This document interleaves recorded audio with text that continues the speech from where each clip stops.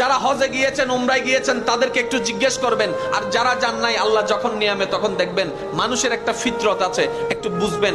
পুরুষ এবং নারী, পুরুষের আকর্ষণ নারীর প্রতি, নারীর আকর্ষণ পুরুষের প্রতি, এটা একটা ন্যাচারাল বিষয়, এটা হবেই, এটা একটা ন্যাচারাল বিষয়। কিন্তু যখন আপনি আল্লাহর ঘর তাওয়াফ করবেন, লাব্বাইক আল্লাহুম্মা লাব্বাইক, লাব্বাইক লা শারীকা লাক লাব্বাইক, ইন্নাল হামদা ওয়ান নি'মাতা লাকা ওয়াল মুলক লা শারীকা লাক। এখানে বিভিন্ন দেশের পুরুষ আছে, বিভিন্ন দেশের নারী আছে, কত সুন্দর সুন্দর নারী আছে। কিন্তু বড় চমৎকার বিষয় কি জানেন?